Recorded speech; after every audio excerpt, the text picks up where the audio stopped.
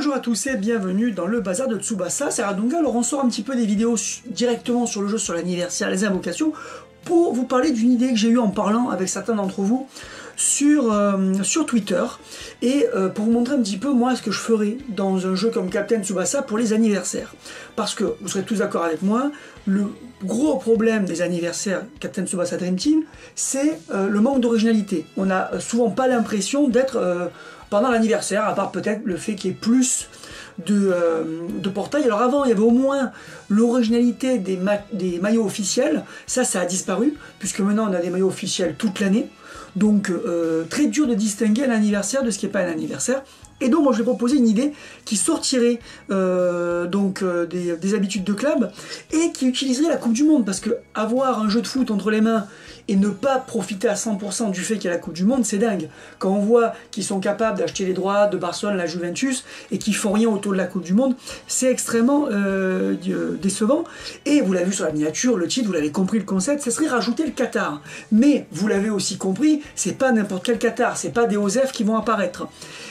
Et en fait, je récupère un petit peu une idée qui apparaît dans le jeu Tecmo de Super NES, enfin Super Famicom, je dis Super NES à chaque fois pour être précis, c'est Super Famicom parce que c'est sorti qu'au Japon, Captain Tsubasa 5, qui proposait comme boss final une équipe inédite. Et ça c'était super intéressant parce que dans les précédents, on avait eu en finale le Brésil, l'Allemagne, les Pays-Bas, on avait fait un peu le tour, ils n'ont pas été bêtes, ils se sont dit bon, mais pour la fin, on va proposer un truc un peu qui sort de l'ordinaire. Et il y avait cette équipe qui s'appelle Campion, qui veut dire champion en italien, et qui était une équipe créée par l'Arabie Saoudite, de toutes pièces. Ils avaient recruté à travers le monde plein de super joueurs, et notamment Nita. Alors je sais que moi j'aurai l'occasion de vous en reparler sur la chaîne principale, le coin de Tsubasa. J'ai prévu plusieurs vidéos sur ces thèmes-là, mais voilà, donc un petit mot là-dessus, puisqu'on y est. Donc voilà, il y avait Nita qui part du Japon, puisque il se sent un petit peu mis à l'écart, pas assez pris en considération, et donc il devenait beaucoup plus fort, il s'entraînait, devenait beaucoup plus fort, et il était dans une équipe monstrueuse, avec un attaquant Alcyon qui était monstrueux, peut-être le meilleur joueur du jeu certainement, et donc le meilleur joueur de tous les jeux, Captain Tsubasa 5, le meilleur gardien de tous les jeux aussi, Savicevic. Donc voilà, une très belle équipe. Et je me suis dit, ben, le Qatar, on sait que c'est ce qu'ils font à peu près tous les sports, hein.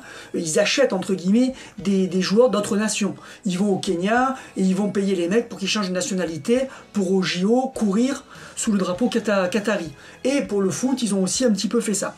Donc le principe, c'est se dire, voilà, la base de l'idée, c'est dire que le Qatar, pour sa Coupe du Monde, va récupérer 5 joueurs non sélectionnés par leur nation. Ces 5 joueurs, vous l'avez vu sur la miniature, c'est les 5 joueurs créés par club, alors 5 des 6, parce qu'il y a 2 gardiens, donc j'en mets un de côté, 5 des 6 joueurs créés par club, qui ne sont pas dans leur nation, parce que je vous rappelle que comme c'est des joueurs non canon, dans l'histoire des persos, à chaque fois, pour justifier qu'on les a pas vus avant, et qu'on les découvre en Ligue des Champions Espoir, ils disent « Oui, je n'ai pas été sélectionné au tournoi de Paris et à la Coupe du Monde, mais je compte bien l'être, etc. » Et donc mon idée, c'est de dire que ces joueurs-là, n'étant toujours pas sélectionnés, ils développeraient une haine envers leur nation. Ils voient qu'ils ne sont pas dans l'équipe pour les qualifs de Coupe du Monde, donc ils développent une haine contre leur nation. Ils sont récupérés par le Qatar avec pour objectif de prendre leur revanche à la Coupe du Monde. Et donc, comme ils n'ont pas de qualification, ils sont qualifiés d'office, ils vont s'entraîner à mort avec un super coach sorti de je ne sais où pour devenir ultra fort et pour se préparer pour la Coupe du Monde. Donc il y aurait un petit scénario dans le jeu pour avoir cette histoire, et donc on aurait des cinématiques, et à la fin il y aurait un match un match contre cette équipe de Qatar hyper forte avec 50 Dream Ball à gagner. Je pense que ça fait un bon event d'anniversaire. Et maintenant je vais vous montrer un petit peu les idées que j'ai eues pour ces persos, parce que il faut pas s'arrêter comme fait Clap. Même quand Clap fait ça, ils vont pas au bout des idées. Le but là, c'est vraiment créer des persos bons, jouables en PvP, mais qui ont des caractéristiques un peu originales et qui reflète cette histoire en fait de changement de nationalité. Au passage, merci beaucoup à Darkro, mon ami et dessinateur, qui m'a fait des visuels dans des persos, qui a mis les maillots qu'il fallait, etc. pour m'aider. Donc merci à lui. Vous pouvez le retrouver sur Instagram, hein, voilà, vous avez ça à l'image, et vous le retrouvez bientôt et dans le remake dans quelques temps quand ça va sortir. Il a fait plein de dessins pour le remake, merci à lui aussi.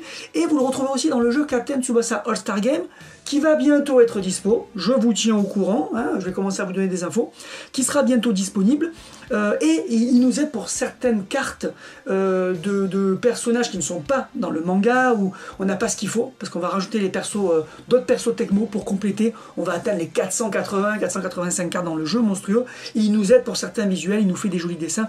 Merci aussi à lui, il nous aide beaucoup, c'est très sympa de sa part. Donc, alors, les persos, les 5. On commence par Fernando Gardel, l'Uruguayen, qui aura donc un très bon niveau pour le PVP, mais tueur d'Uruguayen, avec comme compétence, une des compétences, plus 20% contre les joueurs uruguayens, qui fait qu'en fait, pour résumer, un Uruguayen ne peut pas lui marquer un but. Voilà, même les Hino Victorino qui viendraient de sortir pendant l'anniversaire, donc là, on en a eu hein, des espoirs, on a eu le Victorino Barcelone, ils n'auraient aucune chance. Donc ça serait un gardien qui serait à peu près du niveau du Espadas, là où on fait la vidéo Dreamfest, donc vraiment top gardien, mais avec les plus 20%, intouchable. Donc déjà, voilà, tueur d'Uruguayen. Et il aurait une petite capacité spéciale aussi, il renvoie toujours le ballon sur Piazzolla. Voilà, Piazzolla, ça serait un peu le maître d'œuvre de cette équipe au milieu de terrain, un peu meneur de jeu. Et donc lui, vous savez qu'il va toujours vous renvoyer le ballon, pas à un défenseur, pas à n'importe qui au hasard sur le terrain. Alors il faut avoir un Piazzolla dans l'équipe, mais au moins vous savez que c'est toujours Piazzolla. Et admettons que Piazzolla ait une autre line avec des joueurs, attaquants et tout, ça peut faire une combi intéressante. Mais c'est pas tout. Gardel va avoir d'autres boosts. Vous allez voir, j'essaie vraiment de faire de la synergie. Des fois ça manque de synergie dans le jeu. Alfredo Di Piazzolla, l'Argentin, aurait tueur d'Argentin, avec il aurait plus 20% contre les joueurs argentins, donc lui serait spécialement fort parce qu'il a cette haine contre les joueurs argentins, donc ça fait en fait, hormis un autre Piazzolla en face de lui, ça fait surtout Diaz, Galvan et Pascual, donc en tant que milieu de terrain qui pourrait être MD, MO, bon il pourrait vraiment gêner Pascual et Diaz, et il pourrait aussi bien sûr faire mal à Galvan pour créer des occasions, faire des passes, etc. Il n'aurait pas spécialement de tir, hein, ce serait plutôt un meneur de jeu, un joueur relayeur, hein, bon récupérateur et bon créateur, mais il donnerait plus 10% au gardien de l'équipe face aux Argentins. Alors, à voir si c'est plus 10% au gardien ou plus 10% à Gardel. Ça peut être qu'à Gardel, par exemple, hein, pour qu'il y ait vraiment une synergie entre les deux. Donc, si Gardel ne pourrait pas prendre de but face aux Uruguayens, il y a déjà 2 joueurs morts face à lui, mais en plus, il serait très fort, vraiment très fort contre les Argentins. Ensuite, il y aurait Just Hidalgo, qui lui aurait un debuff contre les Français sur le terrain. Donc lui, ça serait pas spécialement en duel, n'importe quel Français sur le terrain aurait un debuff de 15%, ce qui est énorme. Hein. Donc ça veut dire que Just Hidalgo serait un bon joueur, il serait très bon, il pourrait vraiment gagner des duels, voilà, un joueur niveau PVP, au niveau PVP, mais il court-circuite les Français, parce qu'il a la haine des Français. Donc les Pierre, les Napoléon, les Thorame, les Zedane, pensez aussi à Zedane, hein, donc c'est très fort comme compétence, serait beaucoup moins fort, avec moins 15%, si vous montez une équipe des Buffs par exemple, vous pouvez en faire mal. Hein. Ensuite, Achilleus Romano aurait tueur d'Italien, et ça serait pareil, Diago Rossi étant italien, ils auraient tous les deux tueurs d'Italien plus 20%. Donc pour Diago Rossi, ça peut être bien pour contrer par exemple Inzars. Voilà, s'il y a un nouveau Inzars qui arrive par exemple, ou pour contrer aussi, il y a Trezeguet aussi chez les Français, tiens je l'ai oublié, Trezeguet, donc Inzars pour les Italiens, Ngentile, et aussi bien sûr Hernandez en gardien, Achilleus Romano, lui, vraiment il serait fort contre Gentile et Hernandez parce que il est attaquant au milieu offensif, mais les deux auraient un tir combo que j'aurais appelé Italia Death, qui est donc la mort de l'Italie. Voilà, vraiment un tir créé pour défoncer Hernandez. Voilà, un tir très puissant à 545 de puissance, voilà, quoi. Ce qui se fait, quoi, hein, ce qui se fait habituellement dans le jeu. Donc voilà, ils auraient eux cette capacité en plus d'être. Hidalgo, lui, n'aurait qu'une capacité, mais ça toucherait tous les joueurs sur le terrain. Donc c'est très fort, pas besoin qu'ils soient en duel. Les autres, c'est en duel, mais ils ont un truc en plus. Un petit boost supplémentaire, une relance à un joueur précis ou une technique à 2 super puissante. Et après, je rajouterai, pour finir la synergie de cette belle équipe, je rajouterai peut-être, à voir, ça fait pas trop après, vous me direz ce que vous en pensez, mais pourquoi pas que chaque joueur ait un shield, un bouclier, protection au debuff de 20% pour les joueurs du Qatar. Ce qui fait que si vous avez les 5 joueurs, les 5 sont protégés du debuff. Donc ça ferait une équipe qui ne peut pas être débuffée. Voilà. Donc ils seraient bons, ce ne seraient pas les meilleurs dans leur domaine. Hein. Gardel serait parmi les meilleurs gardiens, mais ne serait pas le meilleur gardien. Piazzolla et Rossi seraient des très bons milieux, mais pas les meilleurs milieux. Mais par contre, ils auraient toutes ces compétences ensemble, qui fait qu'ensemble, ils deviennent monstrueux. Et pourquoi pas, voilà. Ça serait original, ça n'a jamais été fait, je pense, que les 5 joueurs réunis de la même équipe se protègent entièrement, en fait. Mais ne protègent pas les autres, par contre. Hein. Donc ça veut dire, si vous montez une équipe Shield, vous avez 5 joueurs qui ne se protègent qu'eux. C'est ça qui est intéressant.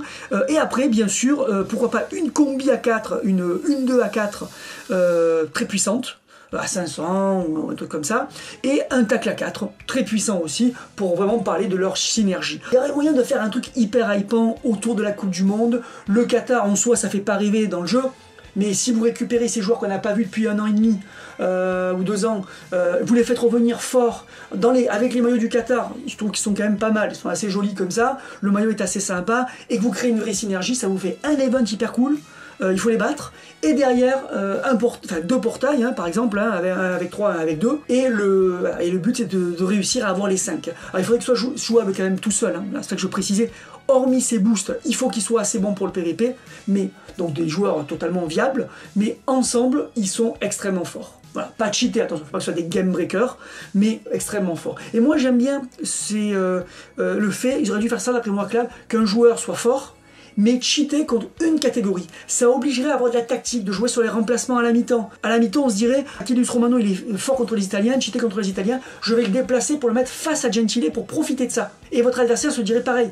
Est-ce que par hasard, il va pas déplacer son Achilles pour me le foutre devant? Ben moi, je vais déplacer mon Gentile au cas où il fait ça. Il y aurait de la tactique, ça serait plus subtil que des persos super forts ou des persos pas très forts. Voilà en tout cas pour ces idées, vous me direz si vous trouvez ça cool, vous me direz si vous avez d'autres idées dans le style pour cet anniversaire ou pour un autre anniversaire ou pour créer une équipe ou pour ces joueurs pour faire des passifs. Voilà, moi je vous dis à très bientôt, pensez à vous abonner, à mettre un pouce vers le haut, bye.